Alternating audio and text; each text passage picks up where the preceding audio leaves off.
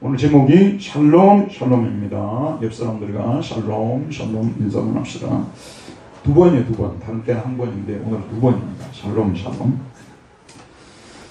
지금 우리가 사는 세상에서 가장 시급하게 필요로 하는 것은 무엇일까요?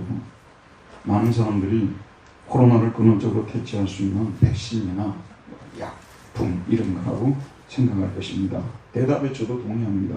그런데 여러분, 우리는 더 나아가 사람들이 코로나를 퇴치하려는 이유에 대해서까지 생각해 보아야 합니다. 왜 코로나를 퇴치하려고 할까요? 그냥 살면 안 될까요?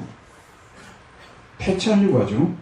코로나와 전쟁 없이 평화롭게 살기 위해서 그런 거예요. 일상생활 속에서 불안하지 않고 평화롭게 살는. 그래서 여러분, 요즘 예전에 일상이 그립다고 하는 사람들이 얼마나 많습니까? 코로나 때문에 불안해서 못 사는 거예요. 두 번이나 주사를 맞고 PCR 테스트를 두 번이나 하고 해도 어디가 반드시 쓰고 들어가야 돼요. 그래서 또 유럽은 보통 이렇게 길에 다닐 때는 이걸 안 쓰고 다니거든요. 또 우리나라는 길에 다닐 때도 또 쓰고 다녀야 되니까 참 불편하긴 불편하더라고요. 말이 없어져야 될 텐데. 저 개인적으로는 요즘처럼 평화라는 말이 절실하게 실감나게 다가올 때가 없었습니다. 제가 독일에 있을 때 그 옆에 보면 그리스라는 나라가 있어요. 여러분 너무 잘 아시죠? 근데 갑자기 이 나라가 온도가 상승을 하더니 50도까지 올라갔거든요. 그러니까 그리스의 유명한 섬, 수많은 사람들이 관광을 가고 정말 아름다운 섬인가 봐요. 저는 가보지 않았는데 그 섬이 50도까지 올라간 거예요. 그래서 불이 나버렸잖아요. 그러니까 그 섬이 사람들이 많이 관광객도 있고 그쪽 지역 사람들이 많이 모여 있었는데 그야말로 엑소도스가 일어난 거예요. 그래서 또 기자가 그런 얘기를 하더라고요. 이게 마치 최후의 심판 때 종말의 행렬 같다고 이런 표현을 쓰더라고요. 또 그러고 있는데 얼마 안 있어서 또 탈레반이 또 그 당시의 정부를 무너뜨리고 또 무력으로 이 정권을 또 창탈하고 거기에 또 정부를 세우는 이런 또 모습을 보게 되었습니다. 그래서 전쟁이 지금도 있구나. 코로나와 전쟁도 어려운데 또 전쟁이 또 일어나구나. 제가 어떤 독일은 여러분 잘 아시는 대로 평소 때는 있을 수 없던 일이 일어나게 된 거예요. 그러니까 하늘에서 물이 폭탄처럼 그냥 떨어지게 된 거잖아요. 물이 그냥 폭탄처럼 떨어졌다니까요. 그래서 마을을 집어삼켜버렸어요. 사람 몇십 명이 죽었어요. 2차 세계대전 후에 그런 재앙은 처음 당했다고 그러더라고요. 그래서 복구비만 해도 들어보니까 몇 조의 이 복구비를 거기다가 책정을 했더라고요. 근데 또 제가 한국 뉴스를 보니까 일본이 또 홍수가 일어나고 또 중국이 또 홍수가 일어나고 또 미국이 홍수가 일어나고 예전에 홍수는 주로 여러 명만 일어나는데 요즘은 시도 때도 없이 일어나고 하다 보니까 그야말로 코로나 때문만으로도 벅찬데 이런 일도 일어나니까 참 세상에는 평화가 없구나. 제가 실감 있게 이번에 그 생각을 세상에 참 평화가 없구나. 오늘 제목이 샬롬 샬롬인데 로 샬롬 로 샬롬. 로는 이 히브리어로 없다는 뜻이에요. 로 샬롬, 샬롬이 없다, 샬롬이 없다. 영어로는 노인데 히브리어는 로예요. 로 샬롬, 샬롬이 없다. 이 세상에 여러분 확실한 것이 뭐냐면 평화가 없어요. 평화가 있게 보일 뿐이지 사실은 평화가 없는 세상이에요. 네, 정말 이런 일들이 계속 일어나니까 독일에 있으면서도 굉장히 불안하더라고요. 그런데 우리 성경의 기표에 따라서 아침 매번 새벽에 일어나서 예배를 드리는데 이사야 25장 26장을 읽는데 굉장히 제가 참 은혜를 받았어요. 이사야 26장 3절도 여러분 너무 잘 아는 말씀이죠. 주께서 심지가 견고한 자를 평강하고 평강하도록 지키시리니. 주께서 심지가 견고한 자를 평강하고 평강하도록 지키시리니. 근데 여기 보면 평강하고 평강하도록 이렇게 되어 있는데 히브리어 성경에서는 그냥 샬롬 샬롬으로 되어 있어요. 주님께서 샬롬 샬롬을 지킬 것이다. 하나님께서 will keep 지킬 것이다. 무엇을? 샬롬 샬롬을 지킬 것이다. 이렇게 되어져 있어요. 네.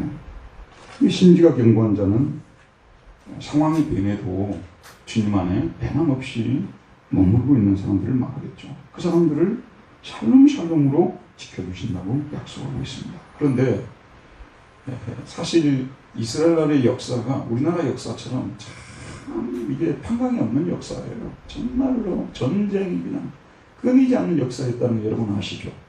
근데 가끔 가다가 좀 교회 처음 나오시고 이런 분들은 아니 우리나라 역사도 다 알지 못하면서 또 이스라엘 역사까지 우리 크리스찬들이 알아야 되냐고. 그리고 구약 성경은 대부분 이스라엘 역사를 왕들부터 시작해서 뭐 조선 왕조실력 읽는 처럼 처음에 교회 성경을 대하는 분들이 그런 생각을 할 수가 있어요. 그런데 여러분, 이스라엘 나라에 대해서는 하나님께서는 온 세상의 왕이시고 온 세상을 통치하시는 분 맞아요. 근데 이스라엘 나라는 특별한 관심을 가지고 있어요. 왜 그러냐 그러면 이스라엘 나라는 하나님의 구원 계획을 이루시기 위하여 하나님께서 특별히 선택한 나라이기 때문에 그렇습니다. 하나님의 구원 계획을 이루기 위해서 하나님께서 특별히 선택한 나라. 하나님께서는 이스라엘 백성의 조상인 아브라함, 이삭, 야곱과 언약을 맺으셨잖아요. 그 언약의 핵심이 무엇입니까? 아브라함의 후손을 보내서 예수님을 보내서 죄에 빠진 세상을 구원해 주겠다. 그게 아브라함과 맺은 언약의 핵심입니다. 근데 그 메시아가 바로 아브라함의 후손 다윗의 후손에서 태어날 것이다. 말하자면 유대인 아브라함, 유대인 다윗의 후손에서 태어난다고 말했던 것입니다. 그러므로 이스라엘 나라는 언약을 품은 나라요 메시아를 품은 나라입니다. 그래서 하나님은 이스라엘이 불순종함에도 불구하고 이 나라를 포기할 수 없는 것입니다. 이렇게 이스라엘 나라는 구속사의 중심에 서 있는 나라였습니다. 이런 이유로 인하여서 주변의 나라들이 자기들이 선택받은 백성들이라고 하니까 주변 나라들이 굉장히 시기를 많이 했어요. 시기를 많이 하고 그래서 이스라엘 막 무너뜨리려고 까딱하면 쳐들어오고 전쟁을 벌이고 그랬습니다. 여러분 오늘 돌아가셔서 이스라엘 지도를 놓고 보세요. 보면은 바로 옆에 팔레스틴이 있잖아요. 성경이 말하는 블레셋이에요. 근데 이런 블레셋은 요즘 최근 번역으로서는 팔레스틴으로 번역하면 좋을 텐데 왜 블레셋을 고집하고 있는지 저는 잘 이해를 못하겠어요. 팔레스틴. 그 다음에 여러분 잘 아는 레바논이 있잖아요. 레바논. 그 다음에 요르단이 있어요. 요르단이 있습니다. 레바논, 요르단. 그 다음에 또 올라가면 터키가 있죠. 그 다음에 이란이 있죠. 이라크가 있죠. 남쪽에는 애굽이 있죠. 이집트가 있죠. 이런 나라들이 그냥 돌아가면서 침공해 오는 거예요. 시리아는 그 당시 아람 아니었어요.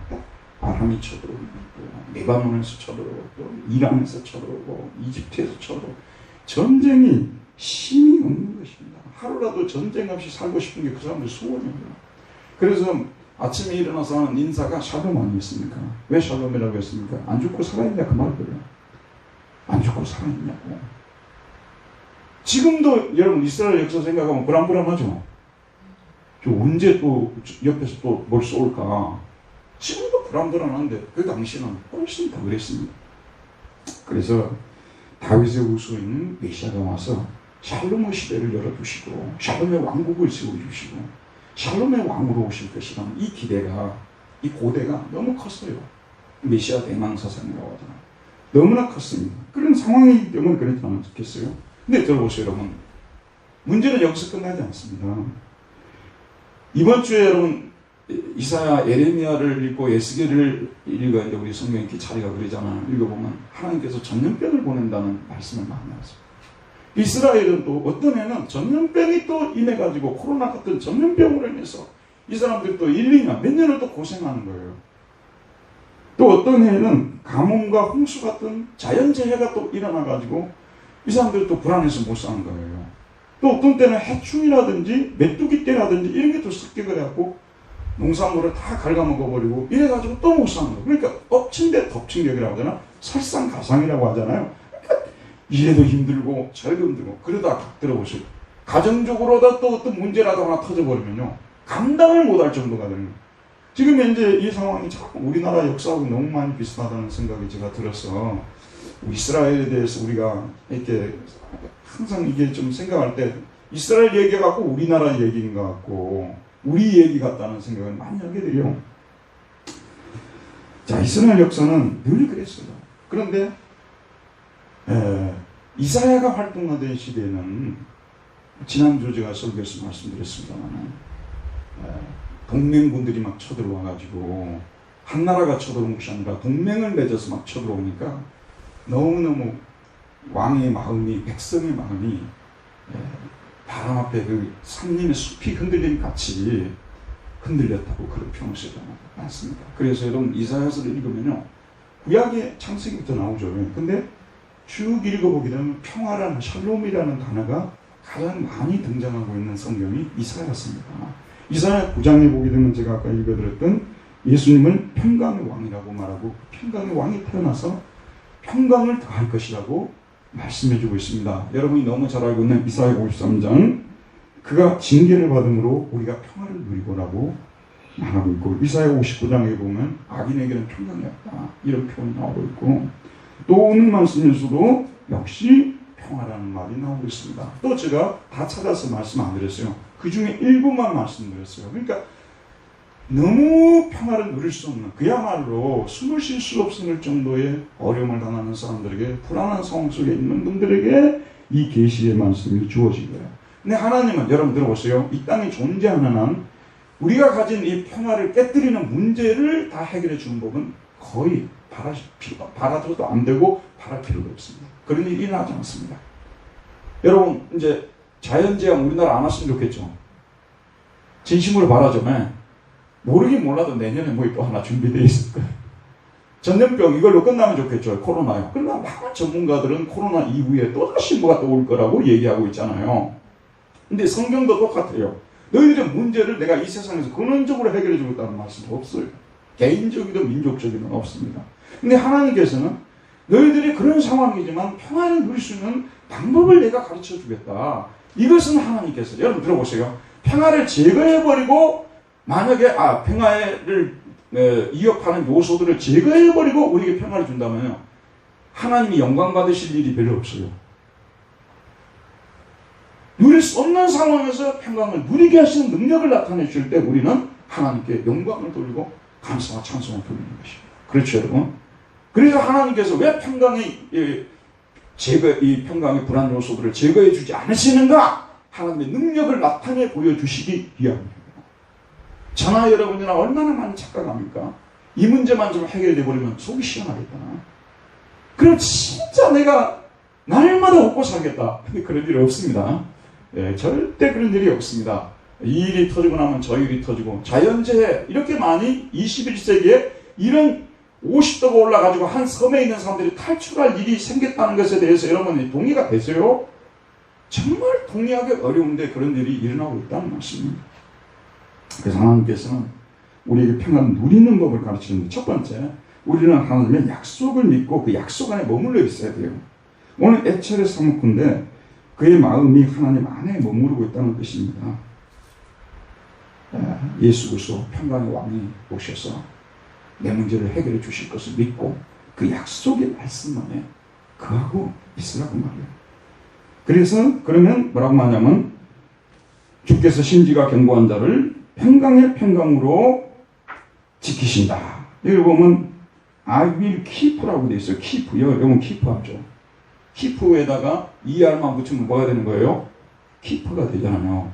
골을 지키는 사람 뭐라고 합니까? 골키퍼라고 하잖아요. 골키퍼는 서가지고 어떻게 해서든지 골이 들어가지 않도록 막아야 됩니다. 골이 들어가 버리게 되면은 본인은 말할 것도 없지만 팀 전체가 불안에 빠져요. 고통을 당해요. 그리고 국가대표일 경우는 온 나라가 심판하게 되는 거예요. 그러니까 골키퍼가 참, 축구에서 이 골키퍼가, 운동에서 골키퍼가 얼마나 중요한지 몰라요. 지난번 유럽 축구 선수권 대회가 있었는데, 저는 두세 경기 보고 나서, 예선전 치고 나서 이탈리아가 우승할 것이라고 예상을 했어요. 많은 사람들이 영국이 우승할 것이라고 그러더라고요. 영국을 좋아하니까. 저는 이탈리아가 우승할 것이라고 했어요. 왜냐하면 영국 골키퍼보다도 잘하지만 이탈리아 둠마룸마라는 골키퍼가 지금 세계 랭킹 1위예요. 그래서 이 팀이 이기겠다, 그렇게 생각했는데, 골키퍼가 축구에서 그렇게 중요합니다. 지금까지 세계를 제패했던 팀들을 보면요, 공격수들만 자꾸 이야기하는데 항상 가장 강한 골키퍼들이 있었어요. 그래서 잘 막아내면은 본인도 그렇고 주변 사람들도 그렇고 나라도, 백성들도 다 평화를 누리는 거예요. 하나님께서 골키퍼가 되어주셔서 평화를 지켜주시겠다. 여러분 들어보세요. 여러분이 아무리요 힘쓰고 애쓰고 평화를 지키려고 해도요, 여호와께서 성을 지키지 아니하시면 파수의 경성함이 허사로다라고 말했습니다. 지금까지 우리가 평화로 이렇게 살아왔던 이유가 뭐냐면 하나님이 골키퍼가 되어서 여러분의 인생을 지켜주셨기 때문에 그런 것입니다. 저는 여기에 대해서 진심으로 동의합니다. 하나님께서 도와주는 인생. 그래서 저는 이제 가면 갈수록 더 지혜로운 사람이 되어져 가는 것 같아요. 어떻게 해서 지혜로운 사람이냐? 추구나 깨나 난 하나님을 붙잡고 살아야 되겠구나. 내가 무슨 백이 있냐? 내가 무슨 돈이 있냐? 나는 오직 하나님을 붙잡고 살아야 되겠다.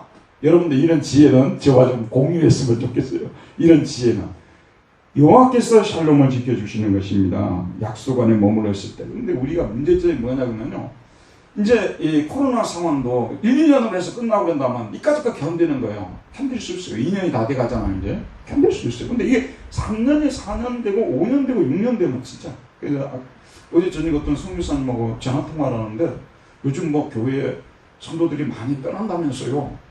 뭐 3분의 1이 떠난다고 뭐 이런 말도 있고 뭐 이런 얘기를 하더라고요. 근데 가만히 생각해 보니까 장기화되면은 그럴 수도 있겠다 하는 생각이 들었어요.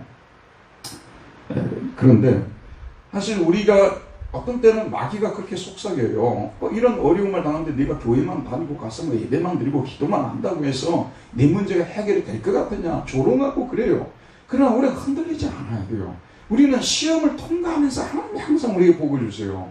시험을 통과하게 하고 복을 주세요. 그래서 하나님께서 우리를 신실하게 눈동자같이 지키고 계신다는 믿음을 가지고 끝까지 약속을 믿고 하나님 안에 머무르고 있어야 돼요. 그래서 우리의 싸움은 머무르기 위한 싸움입니다.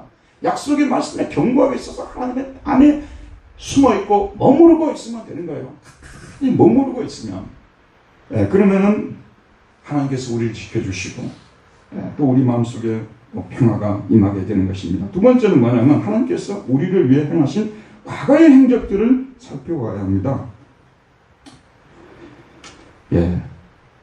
지나간 일들은요, 우리에게 나쁘게 영향을 미치기도 하지만 좋게도 영향을 미칩니다. 그래서 성경을 보면 특별히 시편을 보게 되면 지난 과거를 기억하라고 하나님 말씀하세요. 애굽에서 너희들을 건져줄 때를 기억하라. 가나안 땅에서 너희들을 건져줄 때를 기억하라. 계속 remember 그때를 기억하라고 하는 말씀이 나오고 있어요. 과거에 여러분이 한번 생각해 보세요. 여기 참 재밌는 구절이 나오는데요. 우리 다 같이 25장 4절을 한번 읽어보도록 할까요? 25장 4절 말씀입니다. 읽읍시다. 시작. 주는 포악자의 기세가 성벽을 치는 폭풍과 같을 때에 빈궁한 자의 요새이시며 환난당한 가난한 자의 요새이시며 폭풍 중에 피난처시며 폭양을 피하는 그늘이 되셨사오니. 그렇습니다. 폭풍이 불어닥칠 때요, 감당을 못하죠. 근데 원수의 세력들이 이스라엘을 멸망시키기 위해서 이렇게 폭풍이 이렇게 불어닥치는 것처럼 불어닥칠 때 하나님은 어떻게 해주셨다고요? 빈궁한 자의 요새이시며 요새가 되어주셨다는 것이에요. 그냥 영어로는 스트렝스라고 했어요. 힘이 되어주셨다는 거예요. 독일어도 슈타르크라 해서 역시 힘으로 번역했어요. 하나님이 힘이 되어주셨어요. 빈궁한 자 힘이 되시고 환난당한 가난한 자의 요새이시며. 전쟁을 계속하게 되면요, 가난한 자가 수도 없이 많이 발생하는 거예요. 지금도 코로나 상황 속에서 더 부해지는 사람들도 있지만 더 가난해져서 정말 어려운 편에 처해 있는 사람들이 많거든요. 그렇잖아요. 그런데 하나님께서 여호와 말씀 약속을 기다리며 그 안에 머무르는 자들을 환난당한 가난한 자의 힘이 되어주겠다, 요새가 되어준다고 말씀하고 있고요. 그 다음에 폭풍 중에 피난처시며 폭풍 중에 피난처가 되어주시고 폭양을 피하는 그늘이 되셨사오니. 지금은 좀 덜합니다만은 예전에는 여름이 되게 되면 그늘에 사람들이 와상이라고 했어요. 와상을 그늘 밑에다가 나무 밑에다 갖다 놓고 거기에 사람들이 많이 모여 있었어요. 저녁에 와서 잠도 구리 자고 태양을 피하는 곳이 거기니까 폭양을 피하는 그늘이 되어주셨다고 말씀하고 있습니다. 이게 언제? 과거에 일어났던 일들이에요. 과거에 하나님께서 그랬어요. 그러니까 이스라엘이 어떤 때는 전쟁으로 인해서 갑자기 쳐들어와가지고 그냥 난리가 나버린 거죠. 그게 끝났는데 전염병이 또 와가지고 난리가 나버린 거예요.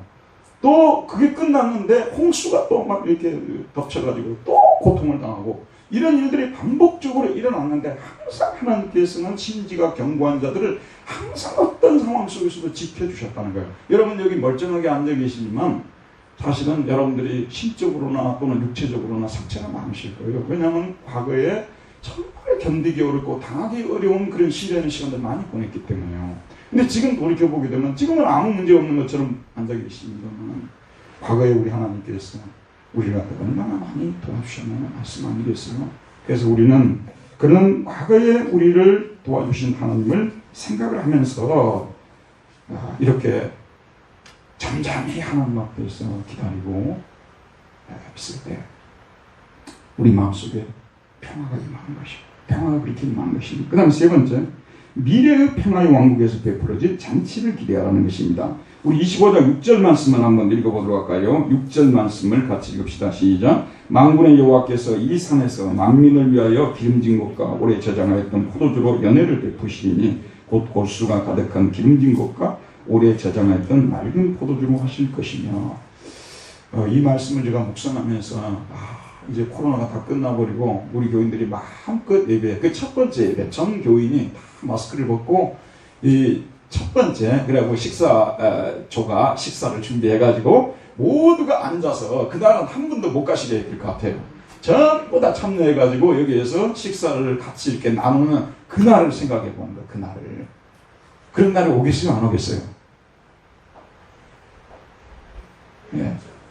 저는 그런 날이 올 것이라고 믿습니다. 어쨌든 우리는 그런 날을 기다리는 거예요. 그러니까 하나님께서 지금 현재 미래에 너희들이 이 산에서, 이 예루살렘에 있는 산이죠. 거기에 모든 돌아온 사람들, 또 거기에 남아있던 사람들이 함께 모여가지고 포도주를 갖다 놓고 잔치를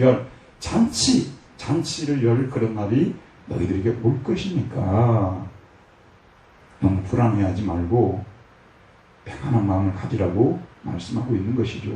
그 다음에 뭐라고 말씀하시냐고 하면 이 산에서 모든 민족의 얼굴을 가린 가리개와 열방에 덮인 덮개를 제하실 것이다. 그들의 정체를 드러내고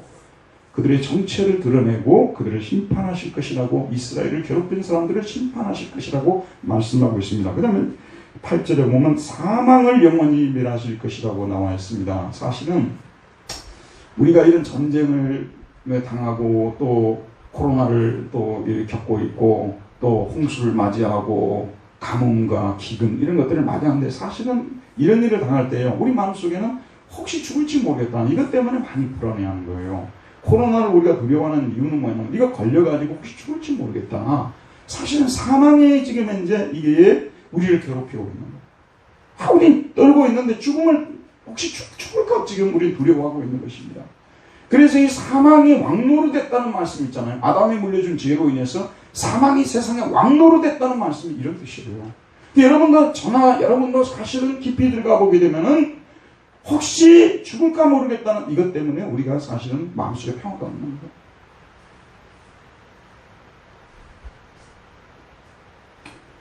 그 다음에 이 사망은 우리가 죽는다는 것 때문에 두려워 떨잖아. 근데 항상 원수 마귀가 존재해요.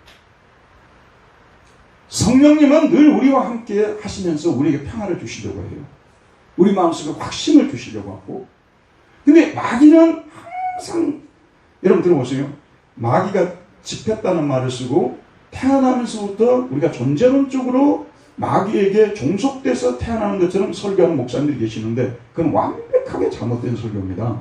우리는 태어날 때 하나님이 계획을 가지시고 만드신 사람들이고요. 아멘요. 우리는 존재론적으로 하나님 보시기에 심히 좋았더라고 한 사람들이에요. 아담이 물려준 죄로 인해서 우리가 고통을 당하고 있지만, 그러나 우리가 존재론적으로 태어나면서부터 마귀에 걸려가지고 종로를 하게끔 되어진 건 전혀 아니에요.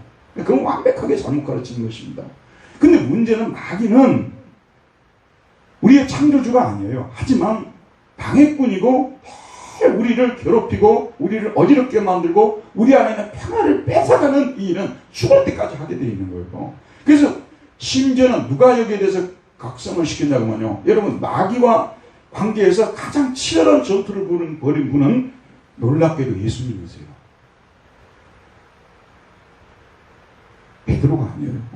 바울이 아니에요. 예수님은 늘 마귀에게 시달림을 당하고 늘 마귀가 예수님을 괴롭히고 그랬어요. 예수님은 그런 가운데서 평강을 누렸는데 마귀를 이기면서 누린 평강이에요. 마귀가 없는 상태에서 누린 평강이 아니라 여러분, 저와 여러분 속에 죽음에 대한 두려움 있죠. 이걸 가지고 마귀가 풀잡고 지르는 거예요.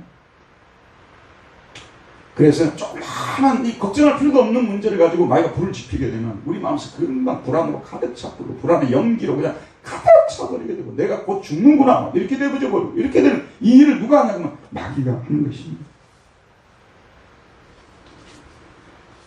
그래서 이 마귀가 나가려면요 사망을 없애버려요.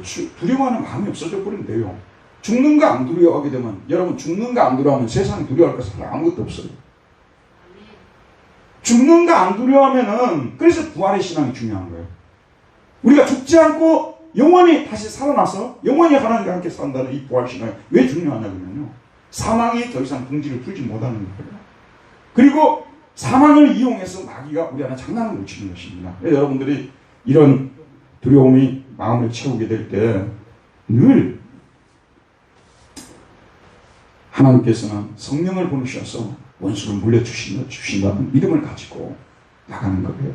말씀을 붙잡고 나가는 것입니다. 그리고 마지막으로 자기 백성을 위로하실 것이라고 말씀하시는데 8절에 보면 주 여호와께서 모든 얼굴에서 눈물을 씻기시며 자기 백성의 수치를 온 천하에서 지하시리라. 이것은 요한계시록 21장을 연상하게 합니다. 수많은 구약학자들이 지금 저희가 읽어드린 이 부분을 구약의 종말론이라고 합니다. 구약의 사실은 계시록 부분입니다. 여러분 들어보세요. 이건 두 가지로 해석을 해야 됩니다. 첫째는 역사적으로 해석을 해야 되고 이런 일이 과연 일어날까? 고난을 당하고 있는 크리스찬들은요 내 고난이 끝날 때가 있을까? 내가 이 문제를 해결하고 잔치를 벌일 그런 날이 올까? 우리 집 문제가 진짜 해결이 될까? 우리 교회가 당하고 있는 문제가 진짜 해결이 될까? 직장에서 일어나고 있는 이런 문제가 진짜 해결이 될까? 진짜 잔치할 날이 올까? 코로나가 끝나고 우리 교인들 전체가 모여가지고 한 사람도 가지 않고 식사할 날이 진짜로 올까? 근데 하나님께서 말씀하시는 것은 비록 잠시적이 할지라도 온다고 말씀하고 계신 거예요. 우리는 이런 하나님을 믿어야 되는 것입니다. 저와 여러분의 인생에 개입하셔서 참 목회자도 볼 때도 그래요. 아이고 제가 지금 어떻게 해서 일어날 수 있을까? 정말 다시 회복이 될 수 있을까? 참 걱정이 되고 염려가 되고 기도가 됩니다. 세월이 지나놓고 보면 다 해결이 돼가지고 있어. 이 집도 해결이 돼 있고 저 집도 해결이 돼 있고 참 신기하죠. 그래서 여러분 혹시라도 목회를 하는 것이 목사가 하는 것이라고 생각하면 큰 오산입니다. 목회는 하나님이 하시더라고요. 하나님이 하세요. 여러분의 인생도요 사실은 하나님이 해결해 주시는 거예요. 때가 되면 하나님이 해결해 주시는 거예요. 이게 역사 안에서 일어나는 회복입니다. 그런데 놀랍게도 저와 여러분이 다 알겠습니다만 지금도 여전히 수도 없이 하나님을 찾고 부르짖고 눈물로 기도하고 그래도 여전히 가난 속에 사시는 분들이 계시고 병이 낫지 않고 사시는 분들도 계시고 이래저래 고통을 당하고 있는 분들 계시잖아요. 다 없애고 싶지만은 그런 사람 한 사람도 없게 만들고 싶지만 없어지지 않아요. 세상에 존재하는 날 없어지지 않습니다. 그래서 우리의 궁극적 소망은 최후의 소망은 우리가 부활해서 하늘나라에서 영광의 하나님과 모든 백성들이 모여 살 최후의 최종적 잔치 이 잔치를 우리는 소망해야 돼요. 그래서 우리 기독교 신앙은 근본적으로 종말론적인 신앙이 되어야만 참된 신앙이 되는 것입니다. 칼바르트는 유명한 신학자가 종말론적인 신학이 되지 않는 한 그건 기독교적인 신학이 아니라고 했어요. 종말론이 없는 신학은 기독교적인 신학이 될 수가 없는 거예요. 여러분 우리가 세상에서 어떤 문제를 해결했다고 생각합시다. 그게 얼마나 가냐고 말이에요. 얼마나 못 간다니까 여러분. 해결해놓고 나면 다른 문제가 또 오는 거 아니에요. 그러니까 우리의 소망이 이거 해결했다고 해서 아무것도 아니에요. 독일에서는 이 미국하고 좀 문화가 틀려가지고 박사학위를 받잖아요. 그럼 미국에서는 막 세리머니가 있어요. 막 졸업식이라는 것이 있어가지고 꽃다발을 사오고 뭐 하는데 여기는 딱 학위가 끝나고 나면요 교사한테 가가지고 이게 증서 한 장 받고 그냥 돌아오는 거예요. 우리 식구도 안 왔어요. 우리 식구도 다 일하러 가고 이게 무슨 세리머니가 아니에요. 그뿐이에요. 그 다음에는 또 다른 문제를 걱정해야 되는 거예요. 이게 우리 인생 아니겠습니까? 그래서 우리 기독교의 소망은 궁극적 소망이 되고 부활의 산 소망이 되어야 되는 거예요. 천국의 소망, 종말론적인 신앙이 아닌 신앙은 진정한 의미에서 기독교적인 신앙이 아니니까요. 지상에서 해결이 될 수 있다니까요. 그러나 그건 너무나 잠시적인 해결이에요. 여러분 자녀가 너무 고통을 당한 어떤 문제에서 해결이 됐다고 생각합시다. 직장에 그렇게 못 들어갔다고 생각합시다. 그 기뻐하는 순간이 잠시밖에 안 된다니까요. 잠시밖에 안 되는 거예요. 그래서 우리 소망은 종말론적인 소망이어야 된다는 거. 그래서 그래 만약에 우리 신앙이 종말론적 신앙이 되게 되면은요, 현재의 삶이 힘들어도 현재의 삶이 또 좋아도 우리는 소망을 하나님께 두고 찬송하는 삶으로 나아갈 수가 있습니다. 그래서 네 번째는 뭐냐면, 평안 누린 네 번째는 뭐냐면 주님을 찬송해야 된다는 것입니다. 그게 어디 나오냐면 25장 1절에 보면 여호와여 주는 나의 하나님이시라. 내가 주를 높이고 주의 이름을 찬송하오리니 주는 기사를 옛적에 정하신 뜻대로 성실함과 진실함을 행하셨습니다. 26장에 보면 그 나라 유다 땅에서 이 노래를 부르리라. 우리에게 견고한 성읍이 있으며 여호와께서 구원을 성벽과 외벽으로 삼으시리로다. 제가 오늘 설교를 했잖아요. 부지런히 했어요. 많은 지식을 전달했어요. 그래도 사탄이 그 얘기를 듣고 우리를 도망가는 게 아니에요. 여러분, 문제가 해결이 되는 게 아니에요. 돌아가면 똑같아요. 그러면 어떻게 해야 되냐면 우리의 마음을 성령께서 주관하시도록 만들어줘야 돼요. 그게 뭐냐면 찬송입니다. 근데 자꾸 찬송을 하게 되면 교회에서는 찬양을 참 잘하시는 분들이 계시고 찬양을 좀 못하시는 분들이 계시는데, 이 못하시는 분들의 특징은 뭐냐면요, 찬양하게 되면 벌써 겁을 내는 거예요. 나하고는 관계없는 일이 되어버리고. 근데 찬양은 하나님께 대해서 좋은 말씀을 드리는 게 찬양이에요. 하나님, 정말 예전에도 참 어려운 때가 있었는데 저는 이제 이게 터질 때 IMF를 생각했어요. IMF 때 정말 어려웠잖아요. 그 세월이 지나놓고 보니까 극복이 됐더라고요. 코로나도 이것도 때가 되면 극복이 될 것이야, 이런 생각을 가졌는데, 자꾸 이렇게 하나님 그때도 도와주셨는데, 하나님 그때 내가 정말 죽을 줄 알았는데, 비틀거리고 내가 진짜 심란해서 죽을 줄 알았는데 그 하나님 어떻게 내가 살았습니다. 이번에도 하나님께서 또 살려주시겠죠. 이런 게 찬송이라니까요. 찬송을 자꾸 곡조로 생각을 하니까 이건 노래 잘하는 사람만 하는 거라고 생각해서 못하는 거예요. 그리고 잘 들으십시오 여러분. 속지 마시라고 제가 말씀을 드리는 거예요. 기도도요, 너무 심란하고 고통스러울 때는요, 그냥 이렇게 묵상하면 안 돼요. 묵상은 좀 좋을 때 묵상하는 거고요, 힘들고 공고할 때는요, 자꾸 소리를 내야 돼요. 근데 사람이 있으면 소리 내기가 막 뻘쭘하잖아요. 좀 부끄럽잖아요. 그러니까 자기 혼자 있는 시간을 가지고 아니면 산책을 하면서 소리를 내서 찬양을 드려야 되는 거예요. 소리를 내서 기도를 해야 되는 거예요. 저는 지금 집에 혼자 있거든요. 어제 저녁에 막 소리를 내서 막 기도를 했어요. 소리를 내서 한 30분 막 소리를 내서 기도했어요. 누가 있으면 그걸 안 했을 거예요. 없으니까 소리를 내서 기도를 했는데, 이렇게도 감사하고 또 저렇게도 감사하고 또 여기서 감사해 주십시오, 우리 교회 누구를 도와주시옵소서, 이렇게 하고 나게 되면은 마음속에 염려와 근심이 사라지게 되고 하나님의 평화가 나의 마음을 주장하게 된다니까요. 그래서 우리는 또 우리가 계속 찬송만 하고 있을 수는 없잖아요. 그러니까 침대에 누워있을 때 있잖아요. 그때는 찬송을 들으세요. 듣는 것도 이게 은혜입니다. 그래서 찬송을 듣고 있으면은, 어제 저녁에 이제 제가 들은 찬송, 오늘 성경 우리 설교 본문하고 연결될 수 있는 좋은 찬송이 없을까 생각해 보니까 주품이라는 찬양이 보험송이 생각이 나더라고요. 그걸 이제 여러 사람이 부른 것을 이렇게 쳐봤어요. 어노인팅이 부른 것도 있고 막 여러 쳐봤는데 제가 하나 골랐어요.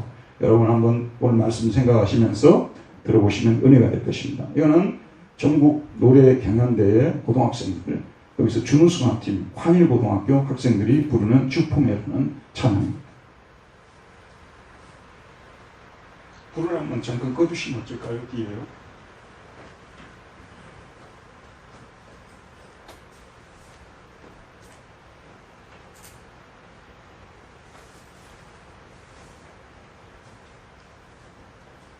합창단.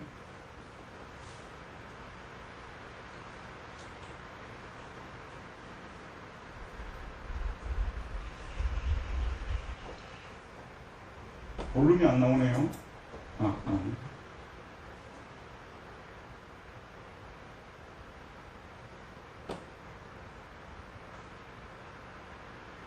볼륨이 안 나오는데.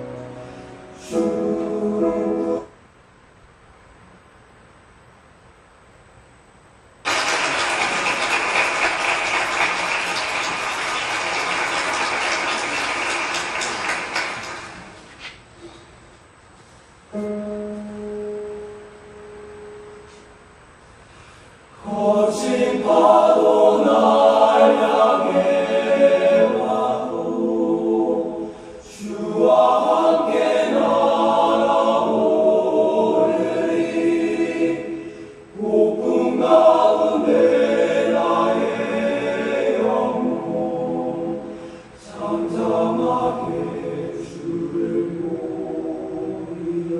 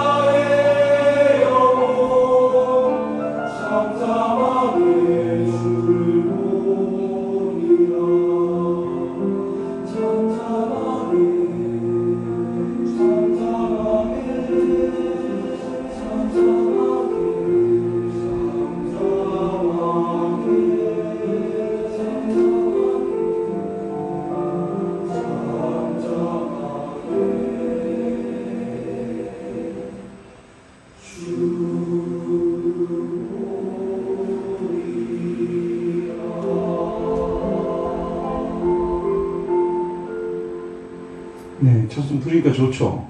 예, 제가 이 찬송 부르면서 이제 코로나 끝나고 우리 교인들 전체가 한번 이렇게 찬송했으면 너무 좋겠더라고요. 우리도 이만큼 할 수 있는 실력을 갖춘 교회니까 한번 해봤으면 좋겠습니다.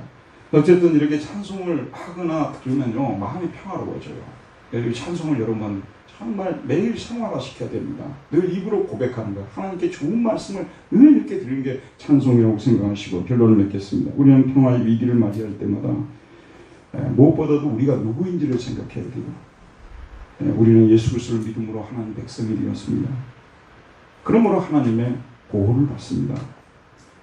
예수님께서는 우리 믿는 자들에게 임마누엘이 되신다고 약속하셨어요. 저는 이 말씀을 너무 좋아하는데요. 마태복음 28장 20절, 내가 세상 끝날까지 항상 함께 있으리라. 저는 이 말씀 참 좋아합니다. 여러분, 우리가 느끼지 못할 때에도요, 주님께서 늘 함께 있답니다. 어미가 새끼를 바라보고 있어요. 단 한순간도 어미가 새끼를 눈을 떼지 않습니다. 그러듯이 우리 하나님께서 늘 우리 신자들과 함께 있다는, 잘할 때도 못할 때도 늘 하나님께서 함께 있다는 이것이 우리에게 얼마나 평화를 주는지 모릅니다. 그리고 주님께서는 우리와 함께 하시겠다고 약속하셨을 뿐만 아니라 평화를 주시겠다고도 약속을 하셨어요. 여러분, 제자들이 주님을 잃고 나서 너무 불안해하고 있었어요. 불안의 원인이 뭐겠어요?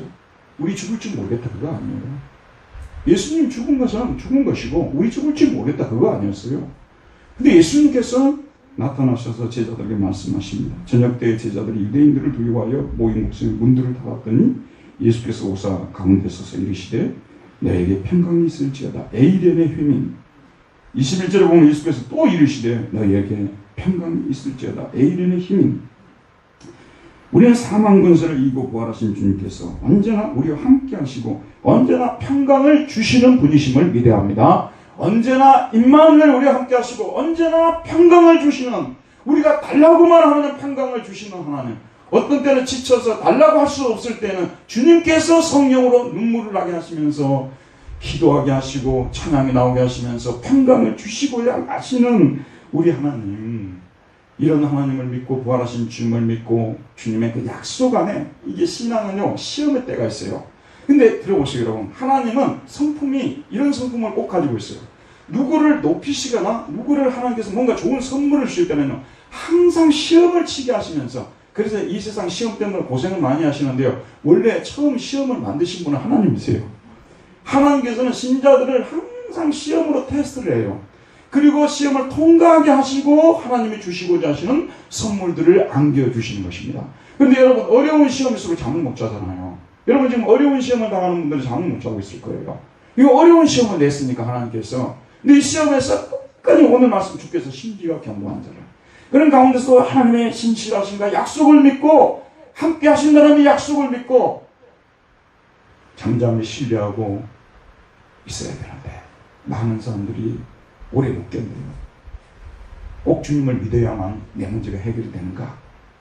사탄이 몇 가지 장난을 치면요 금방 사람들이 넘어져 버립니다. 끝까지 우리는 신뢰하고 과거에 나와 함께 하셨던 하나님, 미래의 잔치를 베풀어 주신 하나님, 그 약속을 믿고 찬송을 부르고, 찬송이라는 것은 그 좋은 말을 하는 거예요. 좋은 말을. 늘 하나님은 결코 잘못하신 것이 없습니다. 혹시 내가 벌을 받고 있다면 내가 잘못해서 벌을 받는 것입니다. 내가 성공하지 못하고 실패했다면 내가 잘못해서 그런 겁니다. 하나님은 잘못이 없으십니다. 그게 찬송이에요. 하나님은 늘 공의로우셨습니다. 하나님이 억울하게 나를 징계한 적이 없습니다. 늘 공의롭게 징계하신 분이십니다. 그리고 하나님께서는 내가 많이 잘못했는데도 불구하고 늘 긍휼을 베푸신 분이십니다. 그래서 내가 살아있지 않습니까? 그렇게 찬송해요. 그렇게 자꾸 찬송을 하면은 우리 마음속에 평화가 임하게 되는 것입니다. 죽음이 사라지게 되는 거죠. 가끔 가다가요 선교사님들이 교회를 방문합니다. 우리 주일임 선교사님도 참 놀라운 분이신데, 제가 베를린에 있을 때 그 베를린 공대에 박사과정을 하던 그 여자 선교사님이신데 거기에서 선교사로 부름을 받았어요. 그래가지고 초대 때 이분이 터키에 있는 디아르바크라 지방이죠. 이라크 국경이에요. 쿠르드족 아시죠? 거기에 가서 지금 선교를 하고 계시는데, 여러분 한번 생각해 보세요. 선교를 좀 한다고 해서 막 생색을 다 내고 막 얼굴이 시커멓고 너희들은 사람도 아니고 크리스천도 아니고 그러고 다니면 은혜가 되겠어 안 되겠어? 전혀 은혜가 안 될 거예요. 근데 항상 방문할 때 보게 되면 얼굴이 해같이 밝아요. 그러니까 우리보다 10배는 더 고생을 하는데 사망의 위협에 휩싸이고 주변에서 또 막 죽이겠다는 사람도 있고 먹고 살기도 힘들고 여행의 자유도 없고 몇 개월이면 또 비자 받아야 되고, 그런데도 늘 교회를 방문하면 어떻게 그렇게 얼굴이 환하고 밝은지를 몰라요. 난 그게 크리스천의 힘이라고 생각해요. 그게 크리스천의 난 증표라고 생각합니다. 좀 어려운 일 한다고 해가지고 너네들은 크리스천도 아니라고 이렇게 하면서 목에 힘주고 막 얼굴 핏대 올리고 막 시커멓게 하고 다니고, 저는 이런 크리스천들 좀 안 되면 좋겠어요. 사도 바울 보세요 여러분. 빌립보 교인들하고 사도 바울을 비교를 해보게 되면요, 사도 바울은 로마의 감옥에 있어요. 제가 어떤 머리가 1990년대 초반이죠.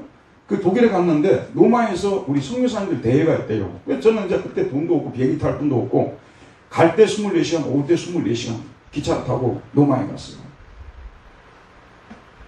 그래서 로마의 카타콤베도 가보고 그랬는데, 로마에 바울이 갇혔다는 감옥에 가봤어요. 그럼 이탈리아 하게 되면 따뜻한 나라로 생각하잖아요. 겨울은 진짜 고약한 나라입니다. 그게 추위가 뼈를 깎는 추위라고 하더라고요. 그 이탈리아 사람 그거 들어보니까요. 근데 그 감옥을 제가 가봤거든요. 거기에 바울이 갇혀 있었어요. 근데 바울은 거기서 얼굴에 해같이 빛났어요. 그 마음속에 평화가 넘쳤어요, 여러분. 내일모레 죽을지 모르는데 죽음을 두려워하지 않으니까. 부활하신 주님을 믿기 때문에, 부활 신앙을 가지고 있기 때문에 두려워하지 않는 거예요. 바울이 좀 염려를 냈어요. 그 염려는 뭐냐면 교회를 위한 염려예요. 내가 조금 더 살아서 교회를 위해서 좀 더 일을 많이 하고 가야 되는데. 어제 저녁에 내가 바울 같지는 않은 사람입니다만 혼자서 그 생각이 있어요.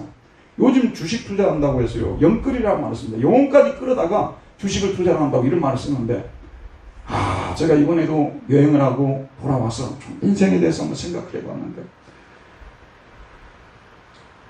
너무 가슴 아픈 순간을 제가 봤어요. 어떤 할아버지가 정말 연세가 너무 많이 드신 분이 이 허리도 구부러지셨어요. 전철에서 내려가지고 뭘 하나를 들고 올라가시는데 정말 코로나 때가 돼가지고 들어다 드릴 수도 없어요. 저하고 우리 집사람과 같이 갔는데 그렇게 갈 수도 없고 뒤에서만 보고 갔는데 정말 인생이라는 것이 부활신앙이 없다면 이런 거구나. 큰 차이예요, 여러분. 선진국 보세요. 선진국 일찍부터 애들이 집을 떠나버려요. 둘이 살다가 하나 죽으면 딱 그렇게 되는 거예요. 그러다가 얼마 안 있으면 요양원 가요. 우리 집 옆에 할머니가 너무 귀한 분이셨어요. 근데 그 할머니가 어느 날 보니까 안 계세요. 어디 갔냐면 이제 석탄을 들고 올 힘이 없어가지고 지하실에서 석탄을 들고 올 힘이 없어가지고 그 다음에 석탄 뗐거든요. 그래서 요양원에 가신 거예요. 여러분 부활신앙이 없다면 그런 겁니다.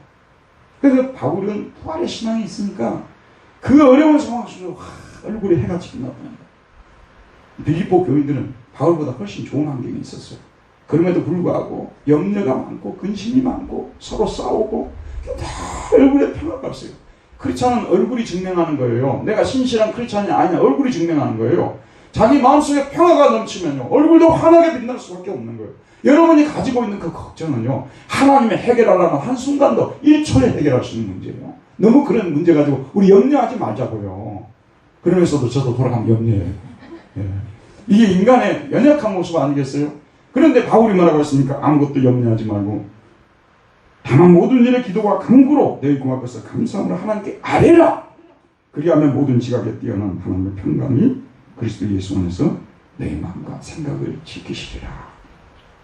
아뢰라고 했어요. 염려는 다 있어요. 근데 아뢰라고 했어요. 근데 여러분들 중에서 아뢰지를 안 해가지고 고생당하는 사람들 많아요. 아뢰라고 했다니까요. 감사함으로 아뢰라고 했어요. 그 아뢰는 것이 소리를 내서 기도하는 겁니다. 사람 있을 때는 하지 말고요. 사람 없을 때 조용히 소리를 내서 하나님께 기도를 드린 거예요. 내가 이런 염려가 있고 자식 문제가 참 힘들다고 얘기도 하시고 여러분이 고통스러운 얘기 다 그냥 함께 들으세요. 그러면 놀랍게도 평화가 나를 다 주장하고 있어요. 그 별것이 아니었구나. 그 큰 문제 아니었구나. 하나님 얼마든지 얘기를 할 수 있죠. 우리 아들이 나와 같이 걸어가는데 걱정이 대상 같더라고요. 그래 성두야 내가 하나님이 너를 지난날 이끌어 주시고 인도해 주셨던 그걸 내가 알고 있는데 그 어려움에서 너를 건져주고 있지 않느냐. 내가 좀 염려가 되고 걱정이 돼도 너의 문제를 하나님 해결해 주실 것이다. 그래 아빠 내가 그 말을 들으니까 힘이 난다고 그러더라고요. 여러분 우리 하나님께서 힘 주시면 우리 얼마든지 이겨나갈 수가 있어요. 지금보다 더 큰 어려움 당한 적이 있어요. 그러나 하나님이 우리를 도와주셨기 때문에 우리가 일어섰어요. 지금 여러분 당하는 문제 너무 걱정하지 마시고요. 주님께 다 맡기시고 주님 주시는 말할 수 없는 평강을 누리시기를 주의 이름으로 축원드립니다. 우리 옆 사람들하고 오늘 설교 제목 샬롬 샬롬 크게 한번 인사드리시기 바랍니다. 샬롬 샬롬.